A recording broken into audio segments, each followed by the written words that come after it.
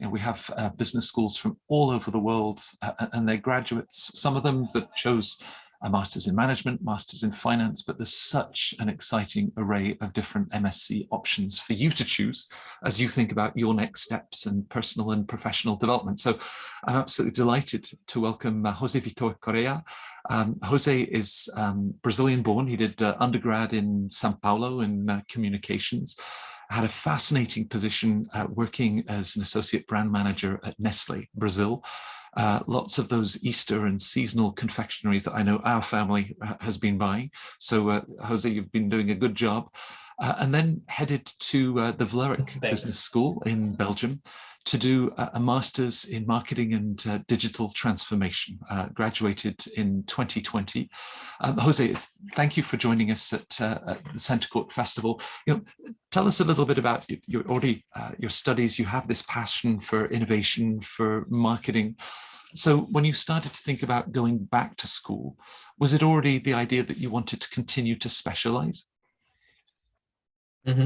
Also, hi, Matt. Thank you for having me. I would also like to thank Vlerick for the opportunity of being here. Maybe a quick introduction about myself. Like you mentioned, I'm Brazilian. I was born in São Paulo. I'm 26 years old. I've been living in Belgium now for 2 years. So since I started my Vlerick journey, as we say, then I just stayed here until where I'm currently at the office, actually. I'm currently a junior brand manager at Edgard Cooper, which is a pet food brand, actually a scale up here in Belgium. So we're just growing like hell. It's really nice to be in such a fast-pacing environment.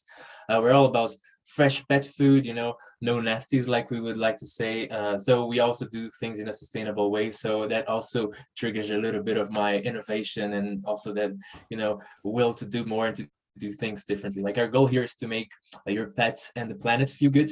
So I'm also feeling good on being here and making people feel good. Like you mentioned, indeed, I studied communications and advertising at ESPM in Brazil. Great course. In the end, I was able to specialize a little bit further in marketing. So my course was indeed more focused towards advertising. I could go for more the creative side. I could go to the agency side. I could go to the finance side. I could go to the trade marketing side. But in the end, I chose to go for the marketing as you probably know, I'm passionate about products and brands. So that was something that really caught my eye. I was like, okay, I'm going for marketing. During my studies, I was able to also do a tip of Erasmus. Of course, in Brazil, it's not necessarily called an Erasmus, but it was basically a 6 months trip to the UK where I studied a little bit further into more of the business side of things. It was still called marketing, but it was more business related. So market research, very focused on getting things done. Then I came back, of course, to finish my bachelor's. I got my job at Nestlé. I actually started being an intern there. I was already in the confectionery business by then. Then I worked with brands like Kit Kat, amazing brands, like Galak, all of those famous chocolate brands. And then indeed, I got my position as an associate brand manager for the Easter and confectionery. Basically everything that is seasonal. If you think of Halloween, Christmas, Valentine's Day, everything that you have kind of that special occasions gifting, we were thinking of what to do and how to make really people have a perfect gifting option. So honestly, indeed, I was having an amazing time. Now, you'd had... At some point, I just realized that I needed more. And then indeed, I came to Belgium for my master's. Now you'd had, I guess, the international study experience with the exchange that you've done in the UK. You're then working for one of the world's, sort of iconic multinationals with Nestlé, and this transfer now to this very dynamic, socially responsible pet foods startup. So was the idea of studying internationally for your master's degree at Vlerick, was that very important to sort of make that transition? Yeah, I wanted to have an international career. Like I mentioned, as soon as I had my first experience in the UK, I was like, that's something for me. I really like to have the different cultures clashing together. I think that's where creativity raises, where different minds come together to come up with a different solution. So indeed, the international background was for sure my top one priority when looking for something. And Vlerick was also offering me that when I got to meet them. So it was surely the top one thing I had in my list. Right. In opting for a specialized master's and this emphasis on digital transformation, something that we talk about a lot, Did you feel it was important to then get that sort of theoretical knowledge to be able to apply in the next steps of your career? Mm-hmm. Well, marketing is an always changing business, right? So all the things that I studied in my bachelor's, I started my bachelor's in 2013. It's maybe already, kind of old. So when I heard that Vlerick was actually rescheduling their course indeed to the digital transformation and really focusing on this new marketing and focusing on having new stuff, on showing new stuff, I was like, marketing is something that I need to be the freshest I can get. And Vlerick is really updating the course. So those two things got together really well. And that's probably the key decision factor that made me choose for a specialized master instead of maybe just going for a more broad business related. I'm also very, very fond of marketing. I really love to see things that brands have been doing. So yeah, just joining those two passions together, I saw that indeed going for a specialization was my way to go in that sense.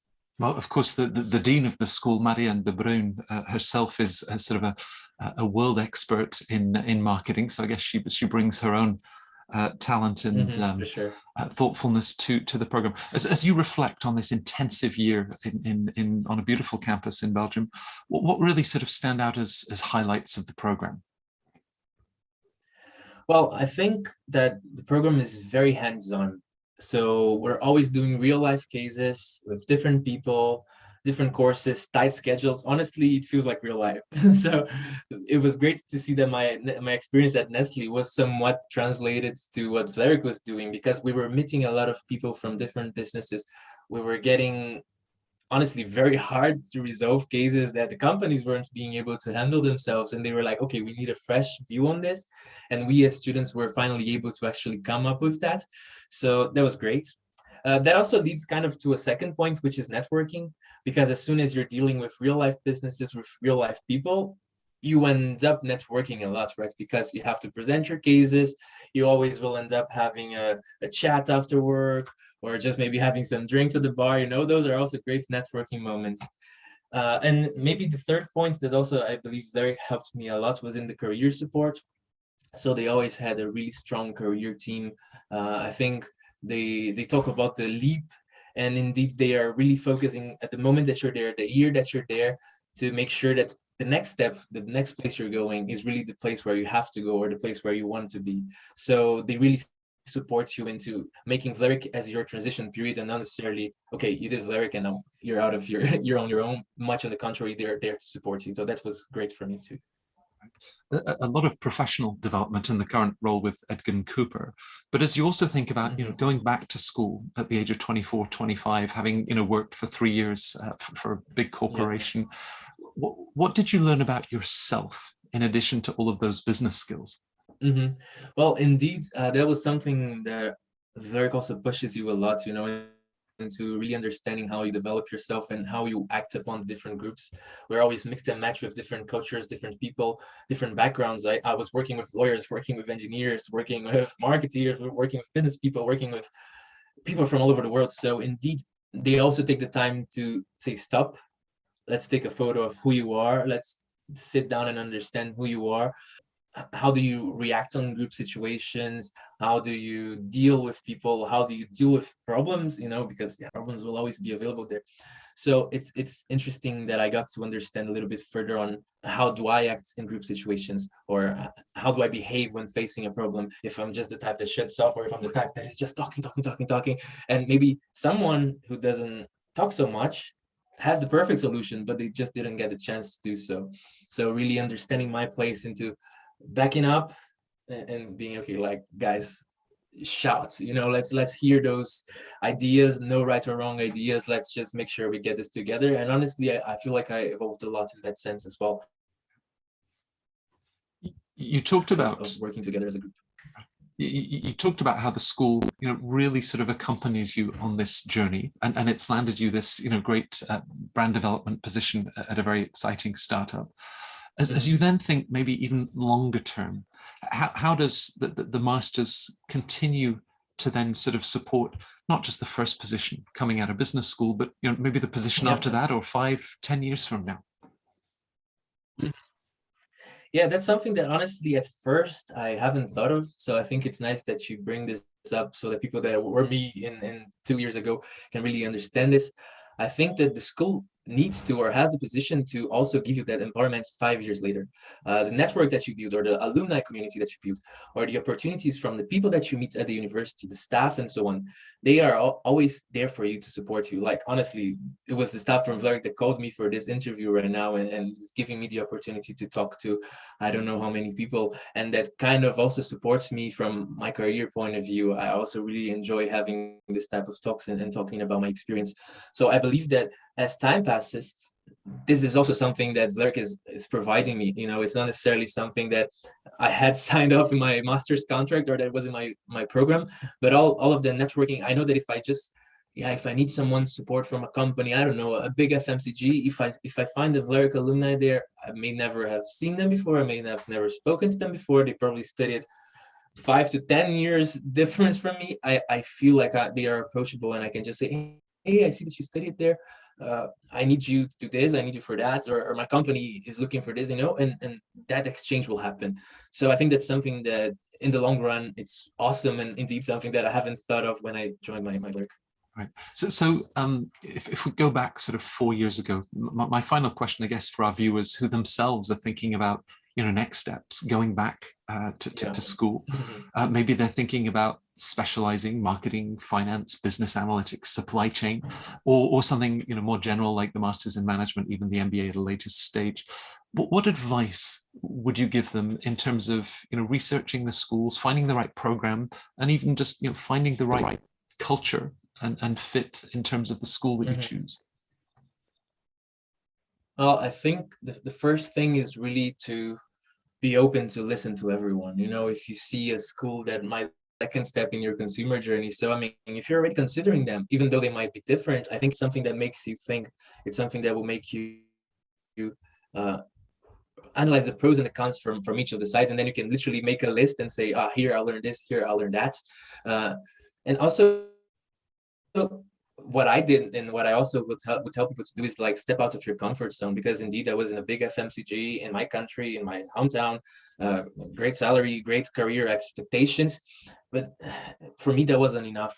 So I really had to broaden up my view, see the different options that I had. I was glad that I found Vlerick at that sense, because they were really offering what I was looking for, and not necessarily it was something that I knew I was looking for, but as I was able to talk to staff, as I was able to even go through the application process, you know, because you just do the application process for, let's say, 2 or 3 different universities, 2 or 3 different schools, and throughout that process, I think you kind of start feeling if the vibe matches to the school. Or I think the same also happens for a company. Whenever you're doing an interview, you kind of feel if the vibe of the company, if the fit of the company, as a lot of people say, right?